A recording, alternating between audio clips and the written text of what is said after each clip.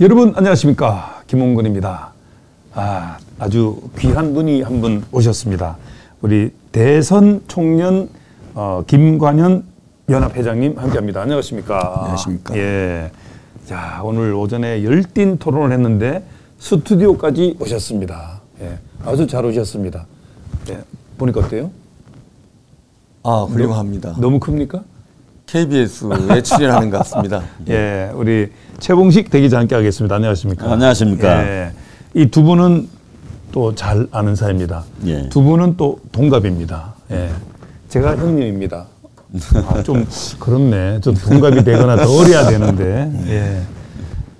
오늘 그 제목은 여러분 정말 눈물 나는 세월을 지금 보내고 있는데, 우리 윤석열 대통령이 복귀해야 될 이유가 뭔가에 대해서 한번 좀 말씀을 좀 나누도록 하겠습니다. 자, 뭐 복귀해야 될 이유가 여러 가지가 있겠으나 우선은 최베드로라 그러네. 최봉식. 예. 최베드로도 맞는 이름이죠. 예, 예. 예. 자, 우리 최봉식 대기자님은 자, 윤 대통령이 복귀해야 될 이유를 몇 가지로 나눌 수가 있겠습니까? 저는 이제 윤석열 대통령의 비상계엄을 선포한 이유에 대해서 네. 부정선거를 밝히고 네. 반국가 세력을 척결하기 위해서 비상계엄을 선포했다고 했거든요. 네. 그래서 지금 우리나라뿐 아니고 미국 또 인도 세계 많은 나라에서 네. 부정선거 때문에 상당히 골머리를 앓고 있습니다. 네. 근데 우리나라에서 개발한 A앱이라고 있더라고요. 예, A앱. 예, 이건데 해외로 많이 수출이 됐는데 네. 이 A앱을 쓰는 나라에서 많은 나라에서 그 부정선거 의혹이 있고 폭동이 일어나고 네. 그래서 선거를 다시 하는 사례도 있었고, 또 미국하고 인도에서 개발한 또 그 선거 시스템이 있더라고요. 네. 근데 그게 또 다 같이 연결이 돼 있고 그것을 또 중국이 이것을 활용해 가지고 또 많은 나라에 부정선거를 획책하고 있다, 이런 이제 보도가 네. 계속 나오고 있는데 네. 대만의 경우에 네, 대만. 우리나라하고 이제 환경이 비슷하거든요. 네. 환경이 비슷한데 거기도 이제 IT 강국이잖아요. 네. 그럼에도 불구하고 거기는 사전 선거가 아예 없어졌더라고요. 사전 선거가 없이 네. 당일 현장에서 투표를 하고 그 투표함을 이동하지 않고 네. 현장에서 개표를 하더라고요. 예, 네. 예. 그래서 이제 독일 같은 그걸 지금 하자는 그 얘기가 그렇죠. 많이 나오고 있잖아요. 예, 독일 그러면 같은 부정선거가 없어진다. 예, 예. 그래서 이게 부정선거가 이제 여러 가지 증거가 그 연수구 을 부정선거 재검표 과정에 네. 그 명백한 부정선거가 있었는데도 불구하고 네.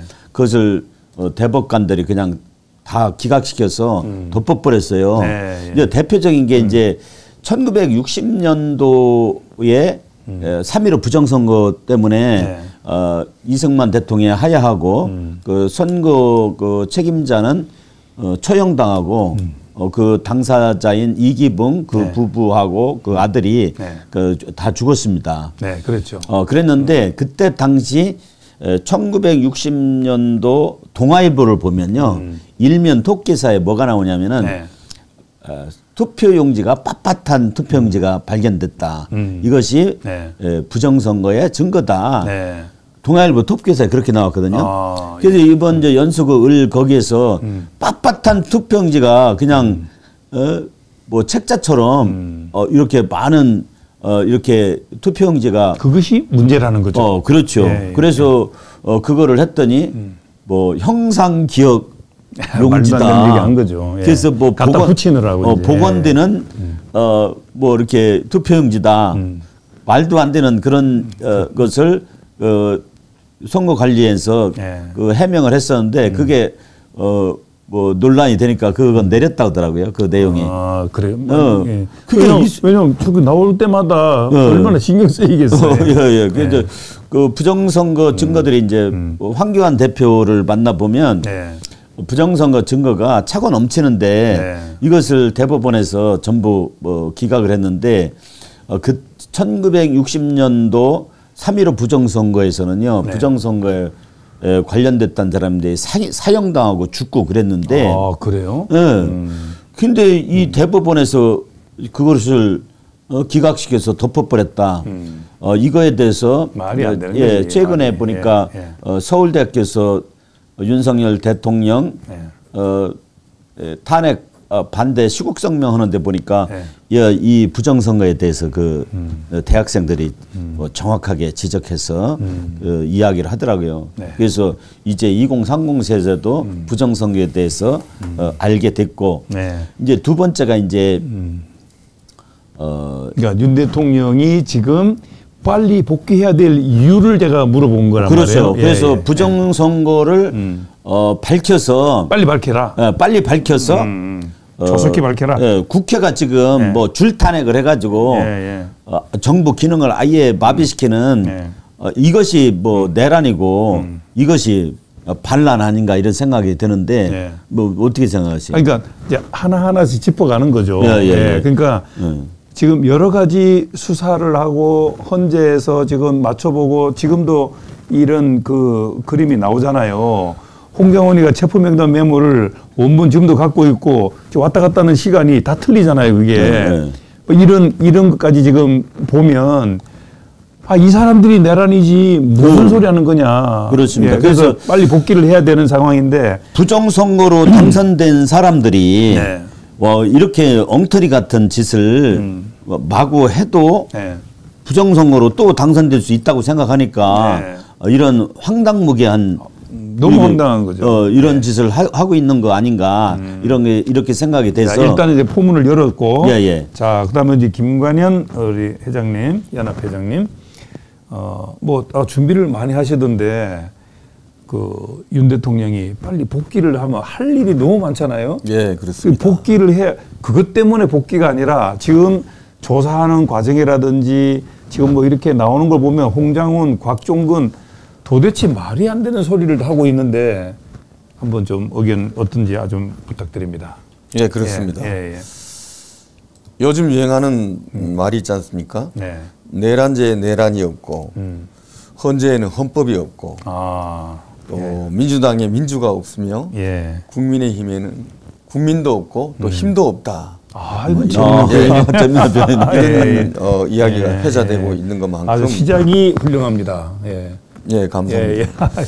이 과연 내란제라고 볼 수 있는가에 대해서는 이미 대부분의 국민들이 상식적으로 또 양심적으로 생각할 때 윤 대통령이 계엄을 해야 될 수밖에 없는 그런 상황이었다는 것을 이제 많이 인지를 해왔기 때문에 지금 그 찬성률이 탄핵 반대에 대한 그러니까 국민들이 그동안 몰랐다가 그렇죠. 계속 조사하는 과정에서 이랬구나. 그렇습니다. 이 정도 되면 나라도 했겠네 할 정도의 분위기죠. 그렇습니다. 글자 그대로 계몽령이 돼서 그 내란제에 대한 그 용어에 대한 용어부터 지금 잘못 적용된 것이다. 마치 도둑이 경찰 보고 도둑이라 거의 덮어씌운 그런 상황이 된 것을 많은 국민들이 이제 인지를 하고 있습니다. 또 하나는 우리 최배대로 목사님께서 말씀 잘 해주셨는데 저는 그 체포하고 구속하기까지의 절차적 부당성을 지적하고 싶습니다. 절차가 일단 잘못됐다. 또 법 적용도 대통령께서 참으로 이 국가가 위험하고 반국가 세력의 80% 이상 넘어간 그런 상황이라는 그 절박한 그 상황을 토로를 했음에도 불구하고 거기를 인정하지 않고 또 예를 들면은 우리가 공산주의하고 지금 대치하고 있는 전 세계에서 그런 유일한 나라인데 그런 상황에서 여러 가지 사회 전반 정치뿐 아니라 29명의 탄핵부터 해서 그런 나라 전쟁의 상황이었다. 그래서 꼭 6.25 같이 총칼 들고 피 흘리는 그런 전쟁이 아니라도 현대는 정보전, 심리전, 사이버전 뭐 이런 전으로 나라 전체가 넘어갈 수 있는데 네. 우리 대한민국이 지금 80% 이상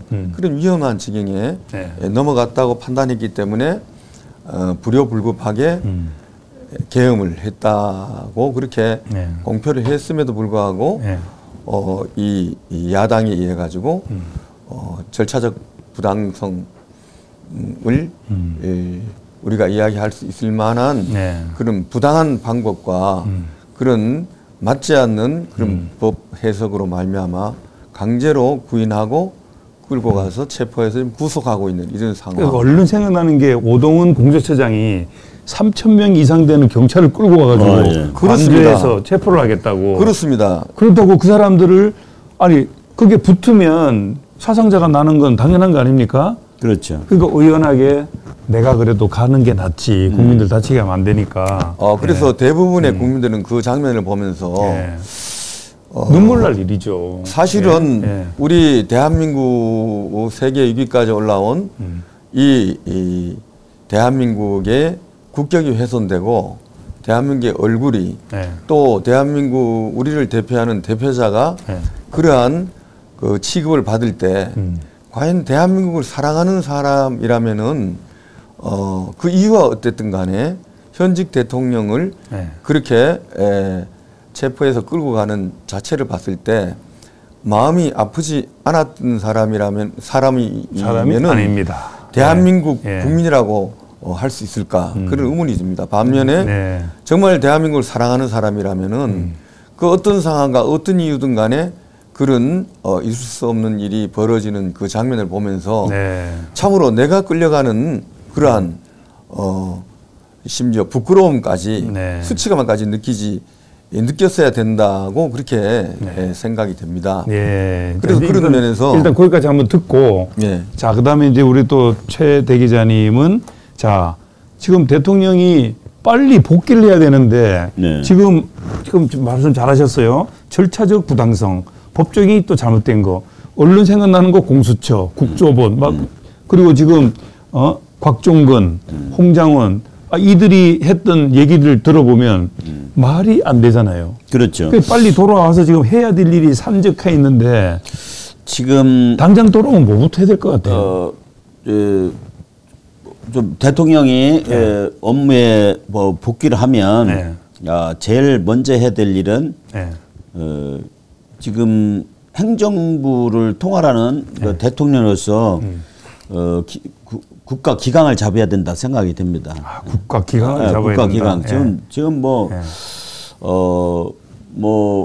모든 분야가 다 허물어져서 뭐 이렇게 우합지주로 돼 있는데 이것이 이제 대통령 중심제에서 대통령은 굉장히 중요한 위치에 있습니다. 그래서 국정 전반을 통할하는 이 대통령으로서 헌법이 부여한 권한과 책임을 다하는 대통령이 돼야 되겠다 하는 생각을 하는데 그 첫 번째가 이제 부정선거를 밝혀서 선거가 다시 이루어져야 된다. 선거를 다시 해야 된다. 선거를 다시 해야 된다. 선거를 다시 해야 된다는 얘기는 국회가 해산될 그렇습니다. 된 걸로 보고 총선을 해야 된다 그런 얘기가 되는 그렇습니다. 거네요. 그러니까 이것이 뭐 대법원에서 부정선거라고 판결이 나야만 되기 때문에 상당히 이제 어려움이 있어요. 왜냐하면 대법관이 선거관리위원장이기 때문에 중앙선거가 이제 어려움은 있지만 정상성을 회복하려면 거기에서 부정선거가 밝혀지고 그것이 그 증거가 부정선거 증거가 뭐 빳빳한 투표용지라든가 뭐 일장기 뭐 투표지라든가 뭐 여러 가지 있지 않습니까? 그래서 갑자기 지금 대통령실 대리인 총사퇴 가능성이 있는 게 지금 뜨고 있어요. 이거 웬일이지? 그러니까 지금 뭐냐면 오늘 20일이잖아요. 오늘 석방이 돼야 되는 거거든. 근데 지금 자꾸 그 분위기를 누가 지금 이상하게 지금 다루는 것 같아. 왜냐하면 주식이 갑자기 많이 떨어졌어요. 이게 좀 좋지 않은 어떤 신호를 주는 것 같은데 한번 복귀를 빨리 해야 될 이유에 대해서 계속 한번 설명드립니다. 그래서 선거라는 거는 너무너무 중요한 겁니다. 그래서 그 그 선거가 왜곡된다든가 부정선거가 있다고 하는 것은 이건 있을 수가 없는 것입니다. 자유민주주의 국가에서. 그래서 선거 제도를 바꿔서 대만처럼 사실은요 사전투표 없애고 분투표만 하는데 그것을 이동하지 않고 현장에서 개표하면요 수개표를 해도 시간이 많이 걸리지 않습니다.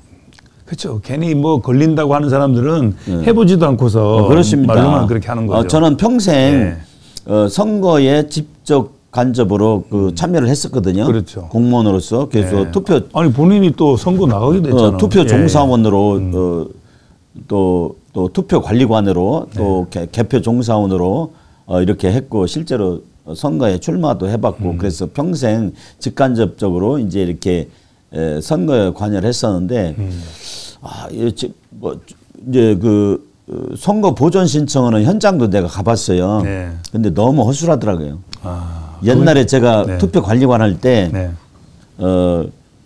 이제 철제 그 통에다가 그 잔물쇠를 그 쇠로 된 잔물쇠로 하고 거기에다가 문종이 있잖아요. 얇은 문종이 그거를 발라가지고 봉인을 하거든요. 절대 그거 찢어지기 때문에 그 봉인을 훼손해서 그걸 장난칠 수가 없어요. 그런데 지금은 너무 허술하게 돼 있어요. 무슨 고무처럼 이렇게 밀착된 걸 넣었다가 뜯으면 뜯어지더라고요. 그러니까 얼마든지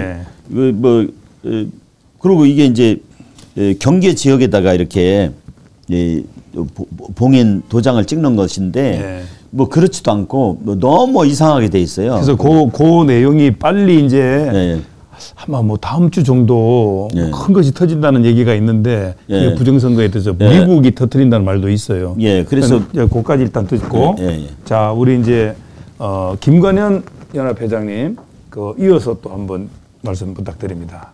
빨리 복귀를 해야 되는데 이렇게 절차적 부당성, 법적이 잘못돼 지금 진행돼 나는 거 보면 지금이 진짜 비상계엄을 시켜야 될 정도의 그런 상황이 막 오잖아요.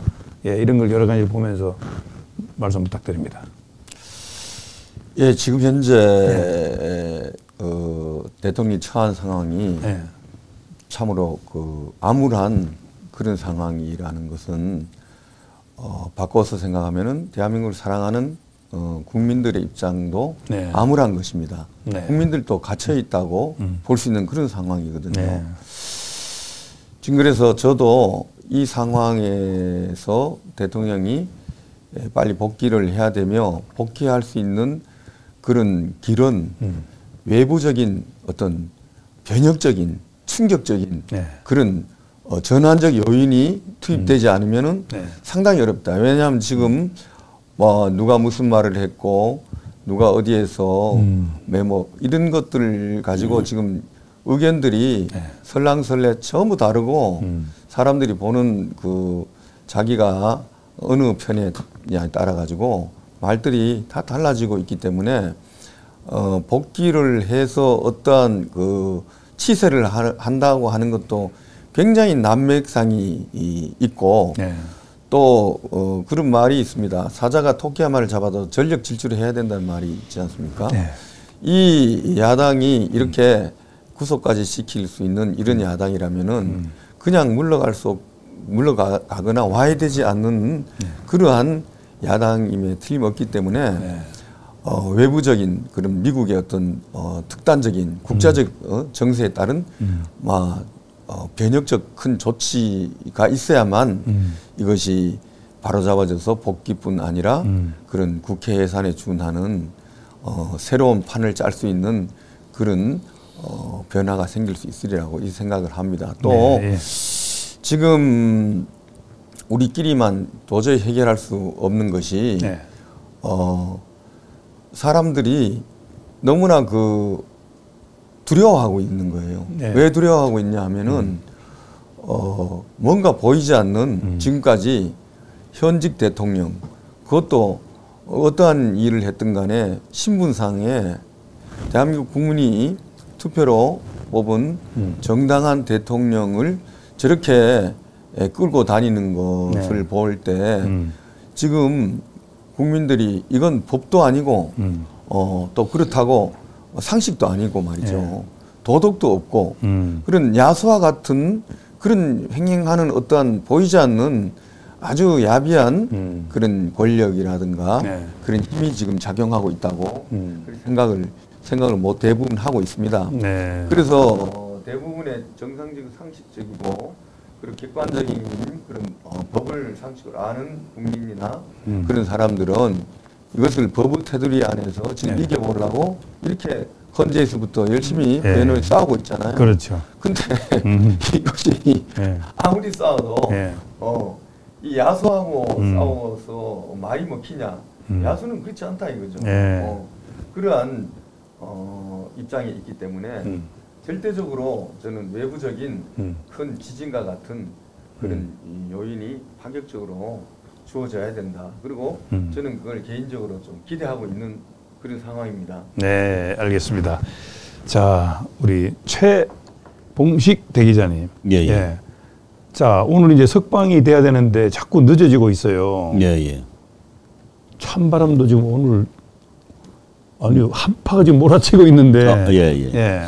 그러니까 오늘이라도 빨리 석방이 돼서 나와서 이제 또 헌재의 결정도 기다려야 되고 빨리 복귀를 하면 대한민국이 지금 이 어려운 상황을 빨리빨리 정리를 해야 되는데 그리고 잠을 못 자는 국민들이 많아가지고 온갖 질병이 지금 나고 있는 이런 상황입니다. 어떻게 해야 빨리 대통령이 이제 업무에 복귀를 해서 나라가 정상성을 회복해야 되는데 업무에 복귀해도 쉬워 보이진 않습니다. 지금 거대 야당이 있어서 줄탄핵을 하고 예산을 아예 뭐 제로로 만들어서 업무를 마비시키고 하는 그런 일들 뭐 악법들을 막 만들고 특검을 뭐 해가지고 뭐 말도 안 되는 이런 행태를 보이고 있는데 이런 것들이 저는 어떤 의심이 드냐면요. 국민들의 여론이 안 좋아짐에도 불구하고 이런 터무니없는 짓을 하는 것은 부정선거를 통해서 자기들은 또 할 수가 있다. 할 수 있다. 이런 자신감 때문에 그런 거 아닌가 이런 생각이 들어서 정말 그 부정선거에 대해서 반드시 밝혀야 되겠다 하는 생각이 들고요. 그렇지 않다면은 이제 4월 18일이면은 문형배 그리고 이미선 헌법재판관이 두 사람이 이제 퇴직을 하는데 그렇죠. 퇴직을 하면 이제 그게 대통령 몫이거든요.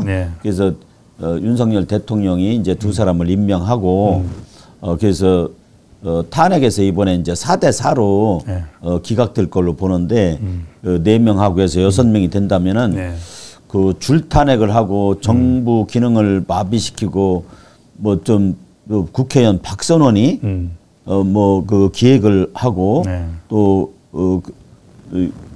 북한에서 지령을 받고 하는 아니 북한 지령 받았다는 거 헌재에서 막 김계리 변호사가 얘기했잖아요. 그거 어떻게 보세요? 사실로? 인정해야 되나요? 그걸 보면요, 그 북한에서 지령한 그 문장이 그대로 그 탄핵 찬성하는 집회에 막 나오더라고요. 뭐 그런 것들이 현실로 다 나타나기 때문에 그 신빙성이 있다고 생각이 되고요. 뭐 그 헌법재판 하는데 그런 그 젊은 변호사가 나와서 거짓말 하겠어요. 실제 있는 일을 상황을 설명하는 것이다 이렇게 생각해서 우리나라에 종북 주사파가 존재하고 그 중심에 박선원이라고 하는 사람이 옛날에 청와대도 근무했었는데 뭐 이렇게 간첩 뭐 혐의가 많이 있더라고요. 근데 그 간첩 혐의에 대해서 수사하려고 했더니 수사하려고 했던 사람을 아웃시켰다 뭐 이런 얘기도 있고.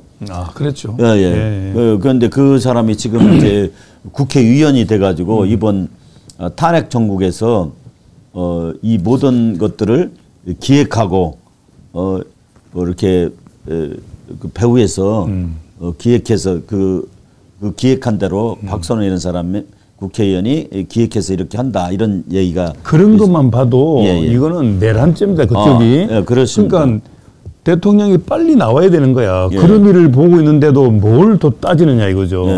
그것까지 하시고. 자, 우리 또 김관현 회장님. 금방 그 종북 주사파 말씀 나왔으니까 저도 한 말씀 드리자면 북의 김정은이가 시시때때로 그 생명미상의 미사일 뭐 이스칸데리급이나 이런 것들을 쏘고 있는데 왜 쏘는지 혹시 아십니까? 뭔가 호도하려고 그러는 건데 뭘 덮기도 해야 되겠고 뭐 정확한 뭐 답변 부탁드립니다. 제가 생각하기에는 우리 대한민국 국민들을 겁을 주고 또 자기들의 존재 자체를 과시하려는 그런 측면이 있지만은 실은 이자들이 계속 그걸 쏘는 것은 남한에 있는 같은 패거리 그 간첩부터 해서 반국가 세력이겠죠. 얘들한테 힘을 주기 위한 것입니다.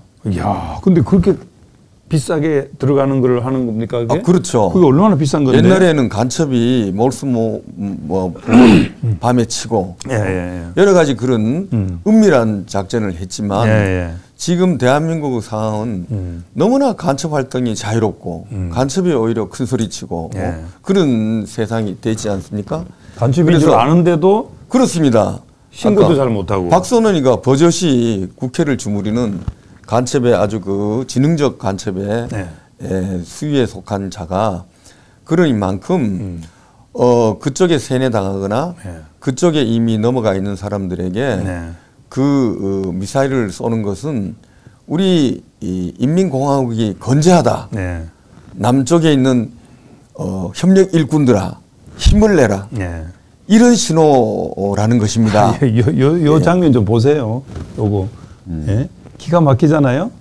홍장은이가 메모했다는 거 메모가 4개나 있다고 그러잖아요. 5개가 있다. 5개 있대요. 그래요. 그래서 말씀하십시오. 요거 이따가 또 설명 좀 해야 되겠고. 그래서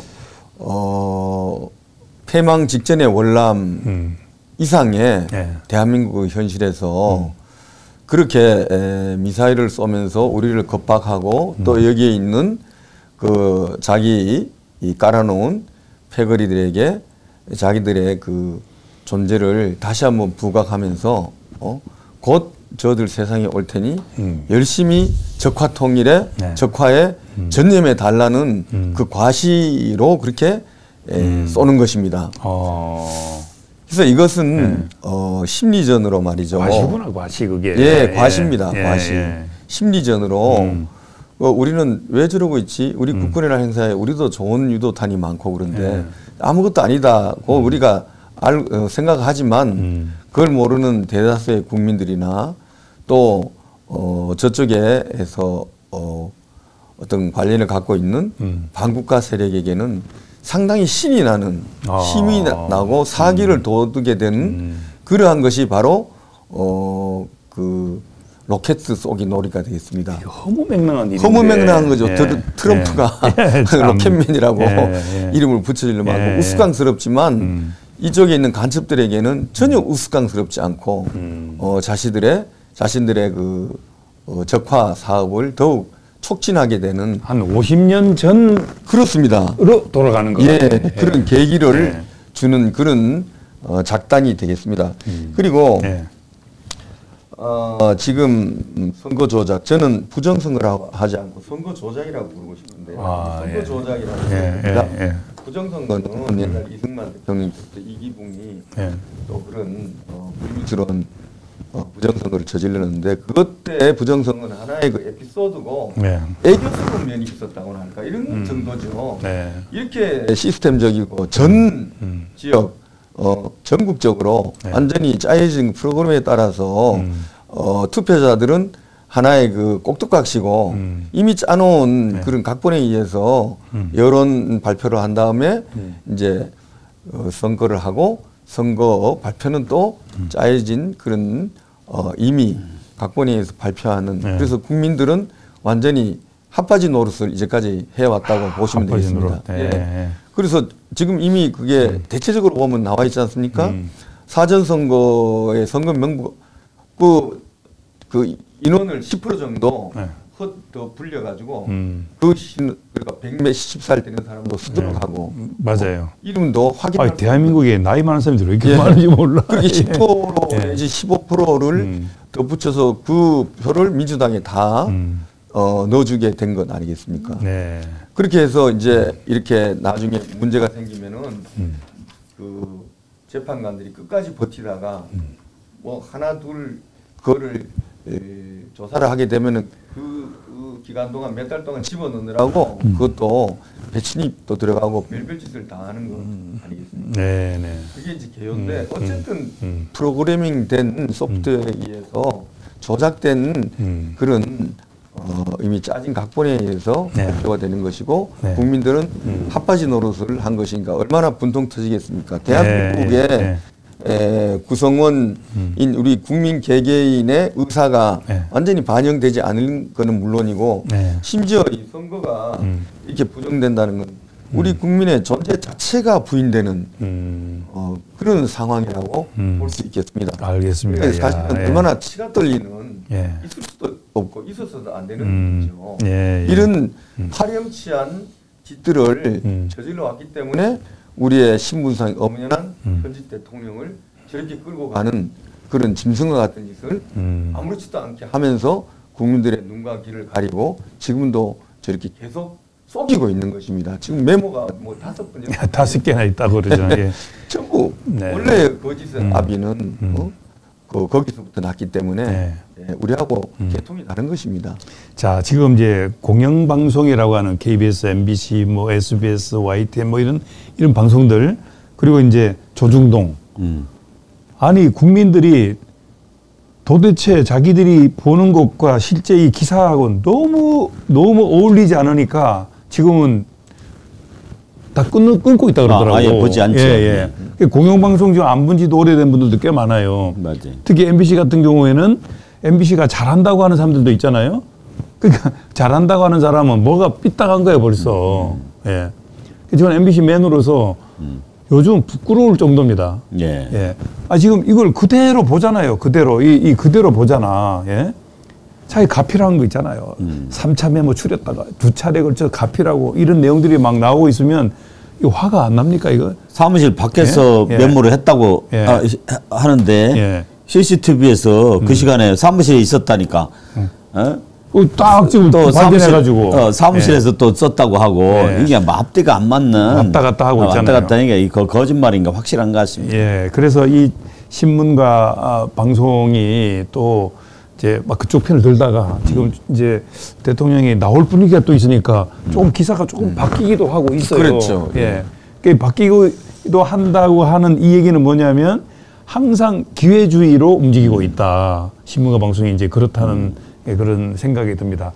자, 그래서 이제 뭐 이제 조금 간추린다고 하면 오늘 중으로라도 석방이 되고 그 다음에 이제 헌재에서는 8명의 헌법재판관이 아까 나왔던 얘기지만 이제는 뭐 크게 봐서는 5대3 그 다음에 정상적으로 본다면 4대4 그게 참 그럴 수는 없는 건데 자기의 그 성향으로 가는 거잖아요 지금 누가 나를 그 추천했나에 따라서 이 내용은 쳐다보지 않고 무조건이야 무조건 문행배 무조건이야 이미선 무조건이야 정정미 무조건 그럼 되겠냐 이거죠.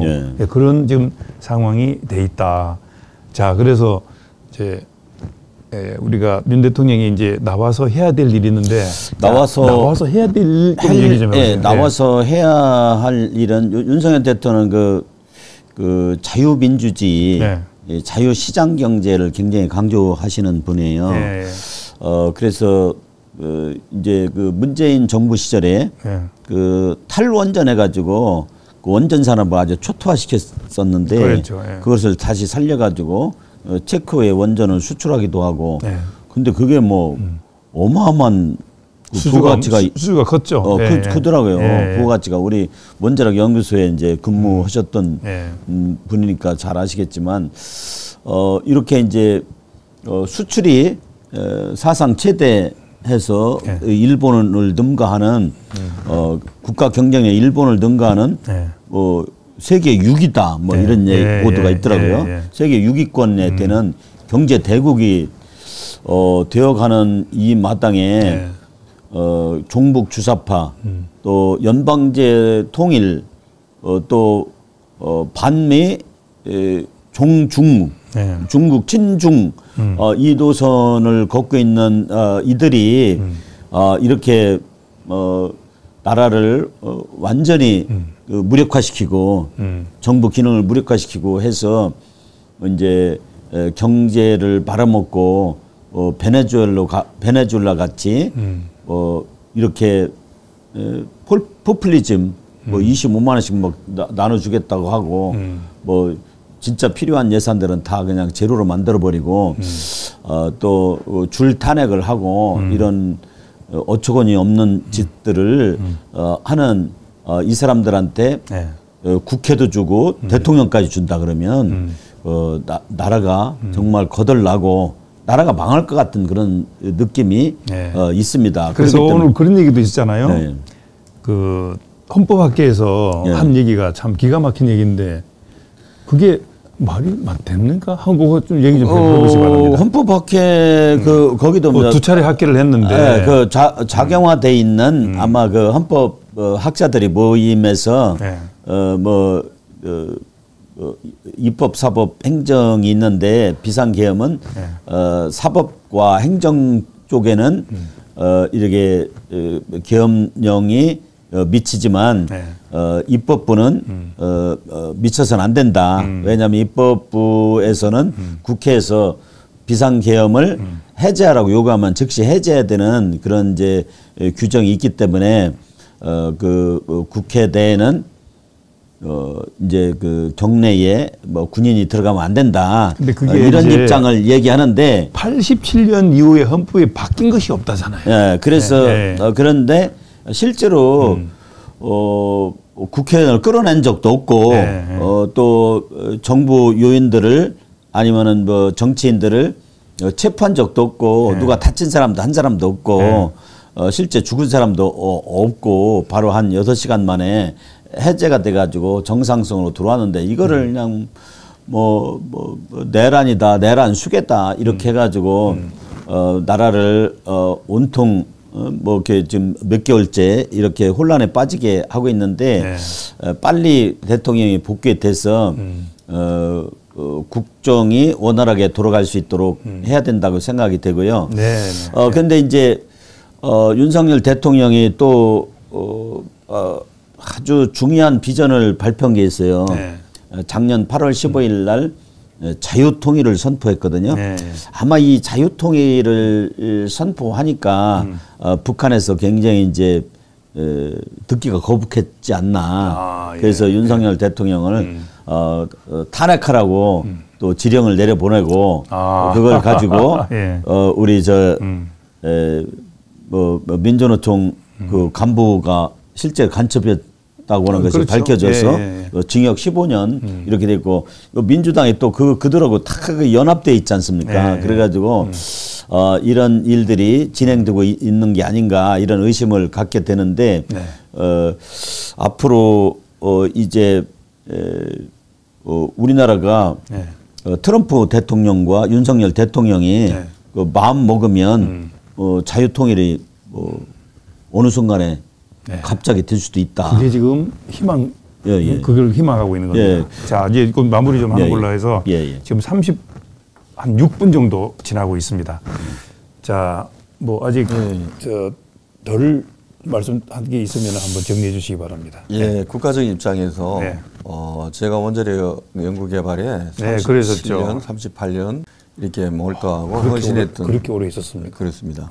그런 입장에서 그 안타까운 심정을 조금 말씀드리자면은 참으로 우리나라에서 원자력은 우리 삼성 반도체가 우리 국가를 세계 6위 뭐 이렇게 부국으로 끌어올리는 역할을 했다면 앞으로의 그 삼성 반도체 이상의 역할을 원자력이 감당할 수 있는 그런 아주 좋은 우리의 기술이었습니다. 그런데 그 문재인 정권 때 모두 이야기하기를 자살하는 개인은 봤지만 자살하는 국가는 처음 봤다는 말이 있을 정도로 자살하는 국가. 예, 원자력을 예. 그렇게 초토화하고 말이죠. 예. 그 태양광을 그 중국을 위한 건지 그렇게 깔아서 산림을 훼손하고 그야말로 환경 파괴를 섰습니다. 언젠간 제가 물어봤어요. 왜 자살하는 국가를 만드냐 그랬더니 북한하고 수준을 맞추기 위해서 그런다 그러더라고요. 그 말도 맞는 것 같습니다. 그래서 이제 원자력이 원래 제가 2016년에 미국에서 1년 정도 연구연가를 보내게 됐죠. 네. 거기에 미국이 보글 원자력 발전소 2호기를 짓고 있었는데 네. 무려 2007년에 시작해서 네. 2016년에도 끝내지를 못하고 있었습니다. 9년 동안. 네, 네. 그러면서 2016년 당시에 18년에 끝낸다. 그랬대 안 되니까 20년에 끝낸다. 결국에는 2022년 정도에 예. 그 완공하는 그러니까 10 말이죠. 네. 6년 7년 걸려서 왜냐하면 미국이 원자력을 안 한 지 40여 년 이상 됐습니다. 그래요? 예. 원자력 발전소를 100기 정도를 지어서 예, 예. 잘 활용을 하다가 예. 그때도 이제 3마일 원전 사고도 있었고 근데 전혀 누칠도 없고 그 섬 그대로 지금도 딱 보존돼서 전혀 환경에 피해 준 거 없습니다. 네. 1호기는 지금도 가동되고 있을 정도입니다. 아, 그래요? 네, 3마일 1, 2호기 중에 2호기가 그랬고 1호기는 지금도 가동을 하고 있는. 네.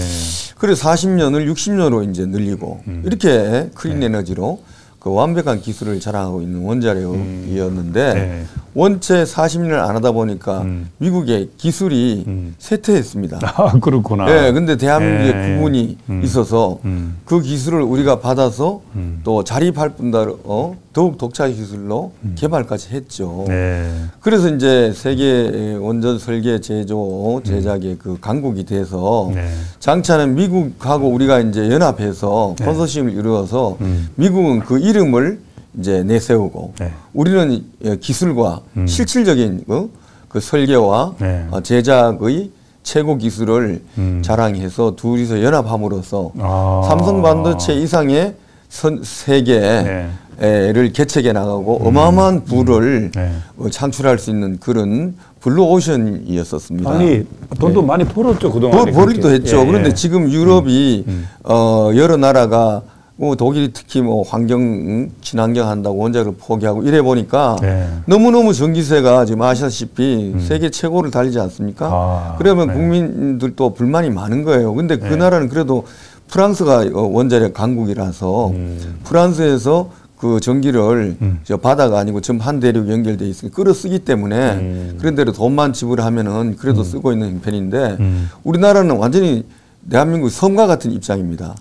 이게 에너지를 수입하는 거는 기름을 원유로 싣고 오거나 아니면 자체 개발할 수밖에 없는 이런 이런 상황에서 원자력은 정말로 우리나라를 위해서 창조주가 주신 에너지라고까지 또 우리 대한민국이 이 국민성이 근면하고 또 머리도 아주 우수한 거로 이 원자력 기술을 우리가 국산화할 수 있었던 것입니다. 그래서 전 세계에서 자랑할 수 있는 두뇌에서 캐는 이 클린 에너지, 무한한 이 자원을 이렇게 파괴한 전 정부에 비해서 이제 윤 대통령이 그걸 깨닫고 다시 살리고 있었고 살림으로써 전 세계 유럽에 지금 원자력이 요구가 빗발치듯이 점증하고 있거든요.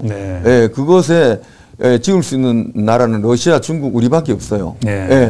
그러면 세 파트가 이제 달려들어서 이제 수주를 해가는데 가장 강력한 것이 미국이 그리고 기술 원조국에다가 막강한 이름을 갖고 있고 우리는 또 그 좋은 기술을 갖고 있기 때문에 체코가 아무리 따져도 우리밖에 없는 것입니다. 그래서 가져갔고 앞으로 뭐 핀란드니 거기 모든 유럽 국가가 영국도 우리 걸 가져가려고 그랬죠. 근데 문재인 정권에서 그걸 막았다고까지 저는 봅니다. 그래요. 왜냐하면 1,400메가와트를 2개를 짓겠다 그랬는데 1,400은 우리나라가 갖고 있는 유일한 독자 설계한 원전. 그렇게까지 했는데 문재인 정권이 그거를 파토를 놓은 것이죠. 국가 자살을 위해서. 아 그렇습니다. 참나 기가 막힐 일입니다. 기가 막힐 참. 어떻게 보면 통탄하는 땅을 치기. 잘 사는 게 엄청 부담스러운가 봐. 왜냐하면 내가 좋아하는 국가가 따로 있는데. 그러니까 참 희한한 나라예요. 그것이 아쉬운 이 자제에 또 문재인 대통령이 이제 검찰총장에서 그 쫓겨날 때 나 차에서 내리면 첫 번 한 말은 지금도 기억하고 있는데 제가 저는 자유민주주의와 사회정의 구현을 위해서 끝까지 싸우겠습니다. 그때 그랬어요. 기억하는 있겠습니다만 그때 저는 아무도 대통령이 되리라고 생각 안 할 때 저는 정광석과 같이 저 사람이 어떤 국가적인 그런 주자로 이제 부상한다 이렇게 봤거든요. 예상했었어요. 네, 예상했습니다. 예리한 분이네. 우리는 전혀 생각 못했어요. 예, 그런 자유민주주의, 시장경제, 그 원자력을 바탕한 대한민국의 그 국군의 상승을 준비하고 있는 적합한 인물이었음에도 이번 윤 정부에 좀 보내야 되겠네. 보내서 뭔 역할을 해도 에너지를 맡든지 뭘 해야 되겠네. 예. 감사합니다. 우리나라 헌법 가치 자체가 자유민주주의, 자유시장경제잖아요. 그렇죠. 그런데 그 자유민주주의, 자유시장경제에 반하는 이런 정책들을 계속 추진하려고 하는 그들이 반북한 세력이 맞잖아요. 그렇죠. 그렇습니다. 제가 아까도 어느 분하고 그 토론을 했습니다마는 1948년도에 전 세계 2개 국가가 탄생했는데 하나는 이스라엘입니다. 맞아요. 1948년 5월 14일. 또 하나가 우리 대한민국이죠. 1948년 8월 15일. 이래서 굉장히 의미 있는 국가 2개가 탄생을 했는데 이스라엘은 지금도 이제 육신적 이스라엘로 많은 고난을 겪고 있죠. 그걸 보고 이제 우리가 많이 배워야 됩니다. 근데 우리는 이제 영적 이스라엘로 그 하나님께서 국부를 창출하게 하셔서 전 세계 마지막 때 이제 선교 주자로 쓰임 받는 그런 이제 우리의 대로가 준비되어 있는 이때 지금 이 어려운 시기는 하나님께서 우리에게 주시는 그 축복된 고난이라고 봅니다. 위장된. 아까 그런 게 있었잖아요. 자, 김진영 목사가 성경을 넣어줬어. 근데 지난번에 10일 날 석방이 됐으면 성경 볼 시간이 없는 거야. 그러니까 지금 20일까지 왔으니까 이제 많이 바뀌었죠. 그러니까 오늘 석방해도 된다는 얘기를 많이 하고 있습니다. 그렇습니다. 그러니까 지금 이런 얘기를 많이 해요. 우리 윤석열 대통령을 스토리가 있는 사람이라 표현하거든요. 스토리가 뭐냐면 누구나 스토리는 다 있지만 이런 건 스토리가 아니고 지금 그 윤 대통령 같은 경우에는 구수를 하는 사람이 어디 있습니까? 그렇습니다. 구수가 벌써 그 모든 것에 스토리가 돌아가는 거예요. 그래서 이런 얘기도 있어요. 자, 총선을 물론 하지만 대선을 만약에 새로 할 일이 생겼다. 또 될 수가 있다는 얘기죠. 저 정도로 지금 그 끈기와 인내와 그 어려움을 극복할 수 있는 거는 물론 대한민국에 없지는 않겠지만 현직 대통령으로서 수모를 당하면서 이렇게 한다는 거는 그렇습니다. 정말 쉬운 일이 아니라는 생각이 들어요. 그 헌법, 우리나라 헌법이 이제 대통령은 이제 그 단임제로 돼 있어서 다시 출마는 못 한다고 하더라고요. 근데 이제 저는 중간에 하게 되면 그렇다. 출마는 한 번씩 출마는 가능하니까. 그런데 이제 저는 어떤 생각을 하냐면은 그 노무현이 탄핵되고 나서 열린우리당을 신당을 창당을 해서 그 석권을 한 적이 있어요. 지금 이제 윤석열 엄청났었죠. 엄청났죠. 윤석열 대통령이 이제 탄핵에서 복귀된다고 하면 저는 그것도 하나의 방법이라고 생각이 됩니다. 지금 국민의힘은요 더 이상 희망이 없어 보여요. 자당 대통령을 2번씩이나 탄핵하는. 아니 왜 그런 힘으로 했어요? 글쎄요. 너무 이상하잖아요. 6인 12 내가지고 역사에 남을 명단이 돼버렸어요.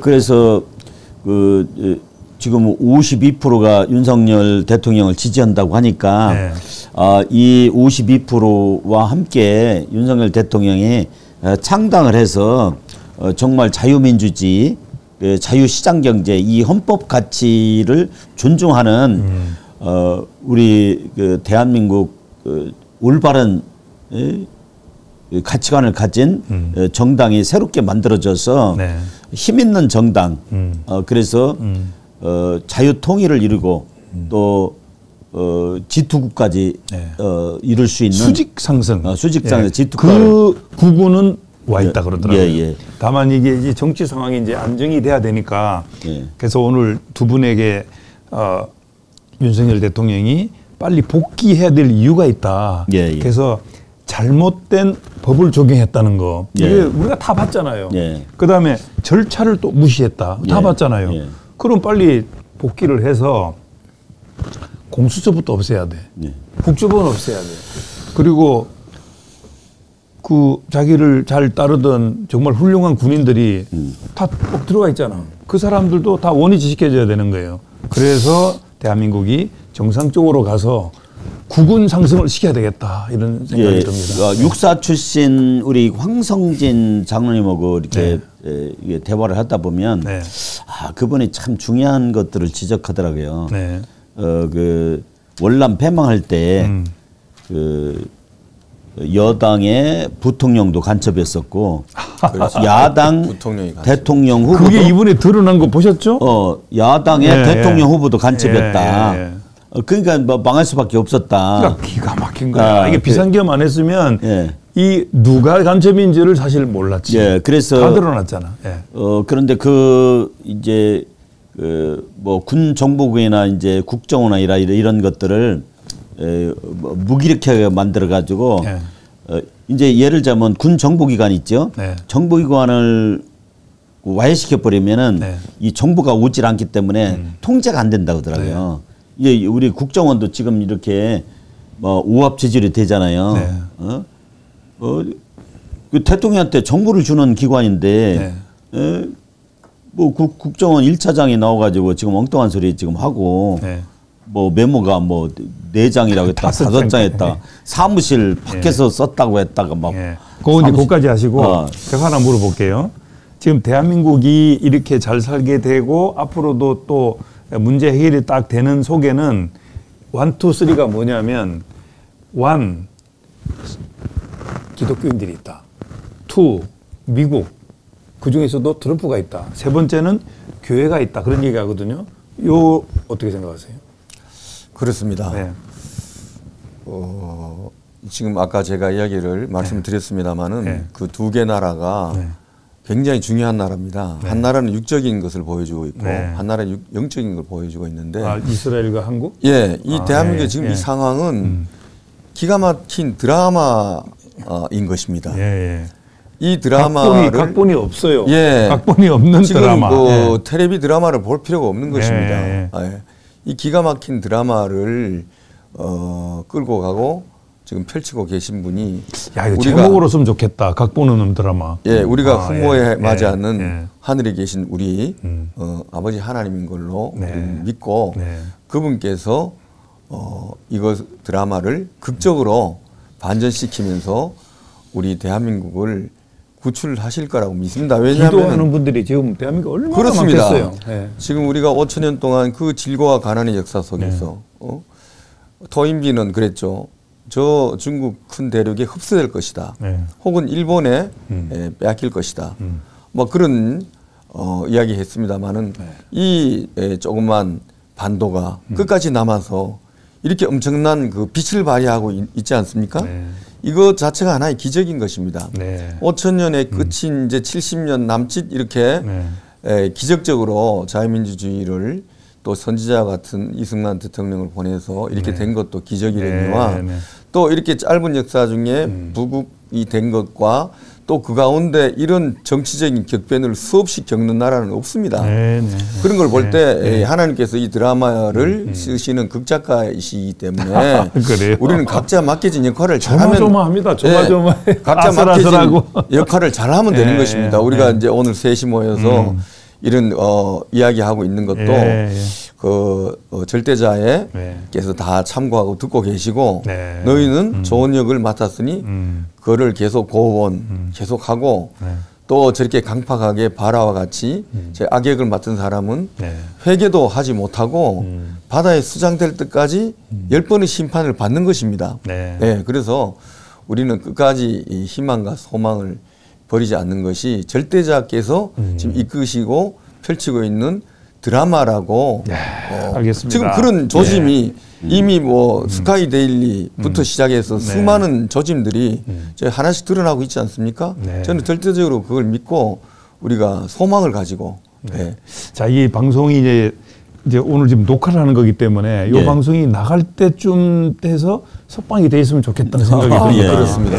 그래서 윤석열 대통령은 꿈이 있는 대통령이에요. 그렇죠. 꿈이 있는 대통령, 꿈이 있는 대통령, 자유통일을 꿈꾸고 부정선거를 밝히고 종북 주사파 반국가세를 척결하는 이런 꿈이 있잖아요. 그래서 대한민국을 바로 세우려고 하는 이 꿈이 있고 정말 국민을 사랑하고 나라를 사랑하는 사람이 윤석열 대통령이다 하는 것을 2030 세대가 알아버렸어요. 그래서 뭐 각 대학에서 그게 큰 재산이 되고 있어요. 힘이 되고 있고 미래에 희망이 있다 이런 생각을 하게 됩니다. 그 전한길 강사도 오늘날에 그 애국투사가 된 거고 대반전을 일으키는 상황이 된 죠. 그 윤석열 대통령이 그 젊은 사람들이 다치면 안 된다고 스스로 체포를 당해서 저렇게 걸어 나왔다는 것을 보고 큰 감동을 받았다는 거 아니겠습니까?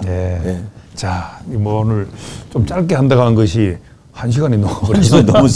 그렇습니다. 이거 귀한 말씀 감사드리고, 두 분의 얘기를 들어보니까 정말 각본 없는 드라마. 그리고 또 기도를 많이 하는 분들이잖아요. 그리고 또 조직의 장들이기 때문에 뭐 기도를 유도도 하고 기도를 많이 하는데 새벽 기도 그렇게 하시고 그렇게 수많은 기도를 하는데 그것도 손우고 목사님 기도 많이 하신다 그랬죠. 그렇습니다. 하여간 이 두 분의 이 열기를 모아서 오늘 그 윤 대통령이 좋은 상황이 빨리 와서 대한민국이 좀 빨리 바로 섰으면 좋겠다는 말씀을 드립니다. 자, 우리 대선 총련의 김관현 연합 회장님 그리고 최봉식 대기자 함께했습니다. 여러분 감사합니다. 감사합니다. 감사합니다.